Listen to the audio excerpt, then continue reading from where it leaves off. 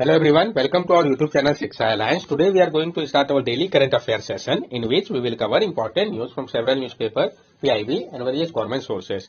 So let's begin our session. Our first topic is Climate Change Performance Index 2023. तो जो Climate Change Performance Index है 2023 का, इसके बारे में हम जानेंगे. India has gained 2 places to rank 8 out of 63 countries in the recently released Climate Change Performance Index by German Watch, New Climate Institute and Climate Action Network. All three are environment NGO. The jump can be attributed to the India's low emission and the increased use of renewable energy. तो इसमें जो है कौन निकालता है इस index को और इंडिया का रैंक क्या है, ये इंपॉर्टेंट हो जाता है. तो इंडिया ने गेन किया है 2 प्लेसेस को. इंडिया का जो रैंक है वो 8 है आउट ऑफ 63 कंट्री पे recently release climate change performance index में 2023 के. German watch, new climate institute और क्लाइमेट एक्शन नेटवर्क जो है वो इस इंडेक्स को रिलीज करता है. ये तीनों ही जो है इन्वायरमेंट एनजीओ है. इसमें जंप जो देखा गया है इसका क्रेडिट दिया जाता है इंडिया के लो एमिशन और जो इंक्रीज यूज हुआ है रिन्यूएबल एनर्जी को. इनको CCPI evaluate 59 countries plus European Union which together generate over 92% of global greenhouse gas emission on their implementation record of Paris commitment. और जो क्लाइमेट चेंज परफॉर्मेंस इंडेक्स है ये evaluate कर रहा है 59 कंट्री को, साथ साथ यूरोपियन यूनियन को, जो कि मिलकर जनरेट करते हैं 92% ग्लोबल ग्रीन हाउस गैस के एमिशन को. और इसका इम्प्लीमेंटेशन रिकॉर्ड जो है वो पेरिस कमिटमेंट के कारण है. जो क्राइटेरिया जिसका कि उपयोग किया जाता है इसके इवेल्युएशन के लिए, green house gas emission, use of renewable energy, energy use और क्लाइमेट पॉलिसी. तो आप देख सकते हैं किसका कितना कंट्रीब्यूशन है. क्लाइमेट पॉलिसी का 20%, एनर्जी यूज 20%, रिन्यूएबल एनर्जी 20% और सबसे ज्यादा जो है वो आपका 40% ग्रीन हाउस गैस कमी का है. ठीक है, तो ग्रीन हाउस गैस का एमिशन होता है, इसका सबसे ज्यादा कंट्रीब्यूशन है. नेक्स्ट टॉपिक है हमारा व्हाइट लिस्टिंग. तो हम जानेंगे व्हाइट लिस्टिंग के बारे में कि आखिर है क्या. Telecom Regulatory Authority of India TRAI uses white listing of email address, IP address and domain name in order to allow them to be used while denying other so as to curb cyber fraud. Telecom regulatory authority of India try ने कहा है white listing email address का, IP address का, domain name का, ताकि allow किया जा सके उनको यूज करने के लिए, जबकि डिनाई किया जाए दूसरों को कर्ब करने के लिए साइबर फ्रॉड को. Telecom Regulatory Authority of India TRAI has formed a joint committee of financial regulator including officials from RBI and SEBI to effectively curtail the growing menace of phishing and cyber fraud through a process involving white listing. जो telecom regulatory authority of India है try, उन्होंने form किया एक joint committee को financial regulator का, जिसमें कि जो ऑफिशियल है आरबीआई और सेबी के वो भी काम करेंगे, मदद करेंगे इफेक्टिवली कर्टेल करने में जो बढ़ रहा है प्रॉब्लम आपका फिशिंग और साइबर फ्रॉड का. इसी प्रोसेस को इन्वॉल्व किया जाएगा इसमें व्हाइट लिस्टिंग प्रोसेस को, जिसके माध्यम से इसको कर्ब किया जाएगा. व्हाइट लिस्टिंग करता क्या हम इसको समझते हैं. White listing lockdown computer so only approved application can run. It since the user has access to only a limited set of functionality and what they can access has been deemed safe by the administrator. White listing जो है वो lockdown कर देता है computer को ताकि सिर्फ approve application को ही रन किया जा सके. इस सेंस में अगर हम बात करें तो यूजर जो है वो एक्सेस कर पाएंगे सिर्फ लिमिटेड सेट ऑफ फंक्शनैलिटी को, और जो कि एक्सेस कर पाएंगे वो सेफ होगा एडमिनिस्ट्रेटर के द्वारा, उसी को वो एक्सेप्ट कर पाएंगे. व्हाइट लिस्टिंग और ब्लैक लिस्टिंग में अंतर क्या है. White listing is the practice of adding email, IP address and app to a list of entries that are safe to receive message and attachments from or use. जो white listing है ये एक practice है जिसमें add किया जाता है email को, आईपी एड्रेस को या ऐप को लिस्ट ऑफ एंट्री पे, जो कि सेफ होता है रिसीव करने के लिए मैसेज या अटैचमेंट को फ्रॉम और यूज के लिए. जबकि ब्लैक लिस्टिंग क्या होता है. Blacklisting is the practice of compiling a list of entities that are unsafe or unwanted to prevent them from reaching your computer or email. और ब्लैक लिस्टिंग एक practice है जिसमें कंपाइल किया जाता है लिस्ट ऑफ एंट्री को जो कि अनसेफ या अनवांटेड है और प्रिवेंट किया जाता है इनको पहुंचने से हमारे कंप्यूटर या ईमेल तक. ब्लैक लिस्ट जैसे हम लोग फोन पर करते हैं कि ब्लैक लिस्ट कर दिया तो उसका कॉल नहीं आया, उसी तरीके से ये है व्हाइट लिस्टिंग और ब्लैक लिस्टिंग. नेक्स्ट टॉपिक है हमारा उड़ा देवी. उड़ा देवी के बारे में हम जानेंगे. Event to commemorate the martyrdom of Uda Devi, a freedom fighter from Pasi community, were held at various places in Uttar Pradesh including Sikandarabad in Lucknow. जो इवेंट था कॉमेमोरेट करने के लिए मार्टियम ऑफ उड़ा देवी के लिए, जो कि एक फ्रीडम फाइटर थी पासी कम्युनिटी के, ये आपका बहुत सारे प्लेसेस में हुआ उत्तर प्रदेश के, जिसमें कि सिकंदराबाद भी आता है आपका लखनऊ का. तो इनके बारे में हम जानते हैं. Uda Devi Pasi, born in Ujirao Lucknow, she was a freedom fighter who joined the royal guard of Begum Hazrat Mahal of Awadh. इनका जन्म जो था उड़ा देवी पासी का, उजीराव में लखनऊ के हुआ था। वो एक फ्रीडम फाइटर थी जिन्होंने ज्वाइन किया था रॉयल गार्ड को बेगम हजरत महल ऑफ अवध का। She participated in the Indian rebellion of 1857 as a member of the women squad of Wajid Ali Shah the six Nawab of Awadh. और उन्होंने पार्टिसिपेट किया था इंडियन रिबेलियन के दौरान 1857 के। जो मेंबर थे ये women squad of Wajid Ali Shah की मेंबर थी जो कि सिक्स नवाब थे अवध के। Uda Devi is known not just for her heroic stories but also for her ability as a leader who was able to mobilize people, particularly Dalit women, to fight the British. और उड़ा देवी सिर्फ अपने heroic story के लिए ही नहीं जानी जाती थी बल्कि उनका जो एबिलिटी था लीडर के तौर पे जिनके कारण उन्होंने मोबिलाइज किया था पीपल को, पार्टिकुलरली दलित वुमेन को ब्रिटिशर के खिलाफ लड़ने के लिए, इनके कारण वो जानी जाती थी। नेक्स्ट टॉपिक है हमारा प्रधानमंत्री गरीब कल्याण अन्न योजना स्कीम। इसके बारे में पहले भी हम लोगों ने कंसीडर कर रखा है, जानेंगे फिर से। गवर्नमेंट एक्सटेंडेड प्रधानमंत्री गरीब कल्याण अन्न योजना इन सितंबर लास्ट ईयर। गवर्नमेंट ने जो है एक्सटेंड कर दिया है प्रधानमंत्री गरीब कल्याण अन्न योजना को सितंबर में लास्ट ईयर। सिग्निफिकेंस क्या है इस स्कीम का? Initially introduce to help the poor fight the battle against कोविड-19। इनिशियली इसको इंट्रोड्यूस किया गया था मदद करने के लिए पुअर को ताकि वो बैटल कर सके कोविड-19 के खिलाफ। IMF working paper concluded that the social safety net provided by the expansion of India food subsidy program absorbed a major part of the pandemic shock. और जो IMF का वर्किंग पेपर है उसमें ये कंक्लूजन निकाला गया है कि जो सोशल सेफ्टी नेट जिसको कि प्रोवाइड किया गया था एक्सपेंड करके इंडिया के फूड सब्सिडी प्रोग्राम को, इसने एब्जॉर्ब कर लिया जो मेजर पार्ट था पेंडेमिक के शॉक को, जिस कारण उतना प्रभाव नहीं देखा गया। फीचर्स क्या है इस स्कीम का? 80 crores NFSA beneficiary will get 5 kg weight or rice and 1 kg of preferred pulses free every month per person.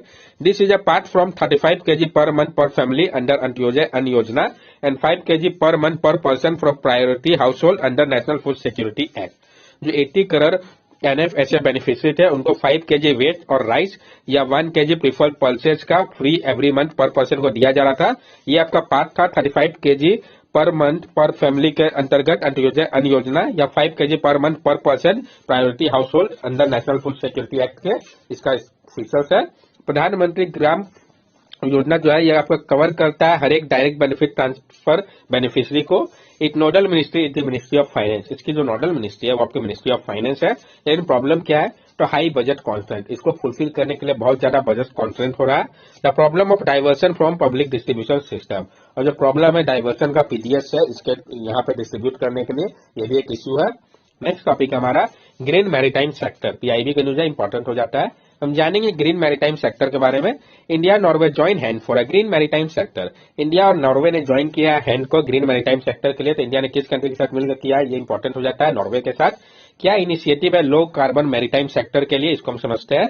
Ministry of Ports, Shipping and Waterways has prepared Maritime India Vision 2030, identified more than 150 initiatives across various maritime sectors.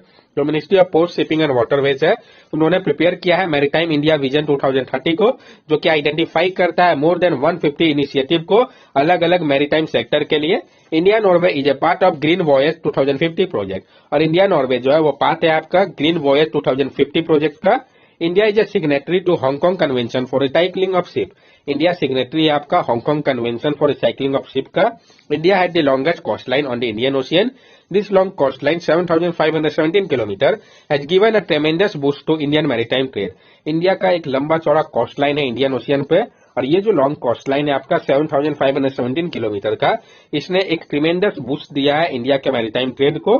Almost 90% of India international trade is carried sea. Almost 90% जो India का international trade होता है उसको सी के माध्यम से किया जाता है। नेक्स्ट टॉपिक है हमारा मीजल्स। जानेंगे मीजल्स के बारे में, पहले भी इस टॉपिक को कंसिडर कर रखा है हम लोगों ने। मीजल्स आउटब्रेक इन मुंबई। अभी हाल ही में मीजल्स का आउटब्रेक देखा गया मुंबई में। Why the cases are rising in India. ये जो केसेस है मीजल का क्यों राइज करा भारत में? India has dubious distinction of having the highest number of measle cases in the world. India पे देखा गया है हाईएस्ट नंबर मीजल केसेस का वर्ल्ड पे। The Covid pandemic led to a large number of children remaining unvaccinated, और जो Covid pandemic था इसके कारण लार्ज नंबर ऑफ चिल्ड्रन जो थे वो अनवैक्सीनेटेड रह गए। Measles rubella is a highly contagious viral infection caused by morbilli virus and is associated by high mortality in children less than 2 years of age.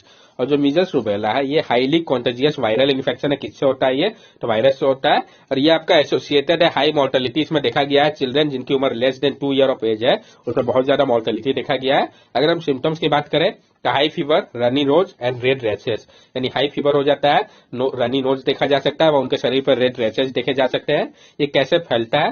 तो जो ड्रॉपलेट होता है knows, throat या माउथ का, उसके माध्यम से ये फैलता है, स्प्रेड करता है। गवर्नमेंट के द्वारा जो स्टेप्स लिया गया है इसको कर्व करने के लिए, तो nationwide measles elimination campaign in 2017-18, wherein all school-going children were immunized with an extra dose of measles containing measles rubella vaccine. Nationwide measle elimination campaign चलाया गया 2017-18 के दौरान, जहां पर सारे स्कूल गोइंग चिल्ड्रन को इम्यूनाइज किया गया एक एक्स्ट्रा डोज देकर measles containing measle rubella vaccine का। नेशनल स्ट्रेटेजिक प्लान जो है एलिमिनेट करने के लिए मीजल्स को, ये भी लिया गया गवर्नमेंट के द्वारा। तो आप ये देख सकते हैं, यहाँ समझाने की कोशिश की है। ये सिम्टम्स हो गया, इसमें फीवर हो गया, रेड ब्लॉची फर्स्ट अपीयर होता है फोरहेड पर, रेड इन्फ्लेड आई देखा जा सकता है, रनी नोज हो गया, हैकलिंग कफ या सोर थ्रोट हो गया। ये सब आप देख सकते हैं क्या क्या कॉम्प्लिकेशन होता है इसके कारण, मीजल्स के कारण। तो न्यूमोनिया हो सकता है, सीवियर डायरिया हो सकता है, इंसेफेलाइटिस, ब्लाइंडनेस या ईयर इन्फेक्शन भी हो सकता है। नेक्स्ट टॉपिक है हमारा हाइड्रोजन वैली। तो हम जानेंगे हाइड्रोजन वैली के बारे में। The DST under Clean Hydrogen Mission of Mission Innovation had set in motion the process of identifying and setting up at least 3 hydrogen valley by 2030. जो department of science and technology है, उन्होंने clean hydrogen mission के अंतर्गत mission innovation के set किया है process को कि वो आइडेंटिफाई करेंगे, सेट करेंगे कम से कम 3 हाइड्रोजन वैली को 2030 तक। यह हाइड्रोजन वैली है क्या? A hydrogen valley is a geographical area, a city, a region, an island or an industrial cluster where several hydrogen applications are combined together into an integrated hydrogen ecosystem that consume a significant amount of hydrogen, improving the economic behind the project. जो hydrogen valley है ये आपका एक geographical area है, एक city, एक reason, एक island और एक इंडस्ट्रियल क्लस्टर है, जहां पे बहुत सारा हाइड्रोजन एप्लीकेशन को कंबाइन किया जाता है एक साथ एक इंटीग्रेटेड हाइड्रोजन इकोसिस्टम पे, ताकि वो कंज्यूम कर सके एक सिग्निफिकेंट अमाउंट ऑफ हाइड्रोजन को।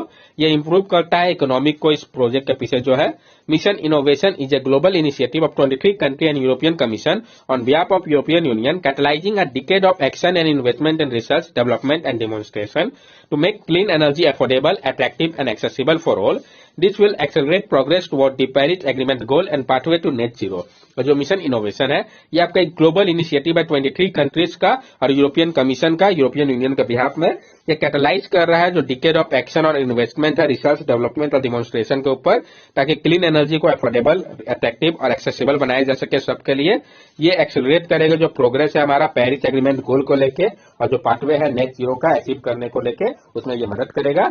ये आप देख सकते हैं mission innovation accelerating the green energy revolution. ये एक ग्लोबल इनिशिएटिव है जो कि काम कर रहा है एक्सेलरेट करने के लिए क्लीन एनर्जी इनोवेशन को। 25 मेंबर्स है, इसको लॉन्च किया गया था 2015 के COP21 समिट के दौरान पेरिस में। जो मिशन इनोवेशन मेंबर रिप्रेजेंट करते हैं 80% ग्लोबल गवर्नमेंट इन्वेस्टमेंट को क्लीन एनर्जी रिसर्च डेवलपमेंट के लिए। इसका जो गोल है एक्सेलरेट करना जो पेस है क्लीन एनर्जी इनोवेशन का, ताकि अचीव किया जा सके परफॉर्मेंस को और कॉस्ट रिडक्शन किया जा सके प्रोवाइड करने में widely affordable, reliable clean energy solution को। इसका 4 ऑब्जेक्टिव है क्या क्या? तो सस्टेनेबली बूस्ट किया जा सके पब्लिक सेक्टर इन्वेस्टमेंट को, इंक्रीज किया जा सके प्राइवेट सेक्टर एंगेजमेंट और इन्वेस्टमेंट को, इंक्रीज किया जा सके इंटरनेशनल कोलैबोरेशन को, और रेज किया जा सके अवेयरनेस को transformational potential of energy innovation को देखते हुए। ये जो है आपका इंक्रीज करेगा इन्वेस्टमेंट को, इंक्रीज करेगा इनोवेशन को, बेटर सॉल्यूशन प्रोवाइड करेगा, जो कॉस्ट है उसको कम करेगा और ज्यादा अपडेट प्रोवाइड करेगा। 8 इनोवेशन चैलेंजेस जो है इसके वो क्या क्या है? तो smart grid, off grid access to electricity, carbon capture, sustainable biofuel, conventional sunlight, clean energy material, affordable heating and cooling of building और रिन्यूएबल एंड क्लीन हाइड्रोजन। ये इसका 8 इनोवेशन चैलेंज है। जो मिशन इनोवेशन चैंपियन है ये एक programme है जो कि रिकॉग्नाइज करता है, सपोर्ट करता है नेक्स्ट वेब को एनर्जी टेक्नोलॉजी लीडर का। और 6 मेजर कोलैबोरेटर इसके कौन कौन से? BEC breakthrough energy coalition, GCOM global convent of mayor for climate and energy, IEA international energy agency, IRENA international renewable energy agency, WBG world bank group और WEF world economic group. That's all for daily current affair session. अगर आपको हमारी video अच्छी लगी हो तो हमारे channel subscribe करें, हमारे वीडियो को लाइक करें और ज्यादा से ज्यादा शेयर करें। These are our social media link. From here also you can stay connected with us and give us your valuable feedback. Thank you and have a nice day.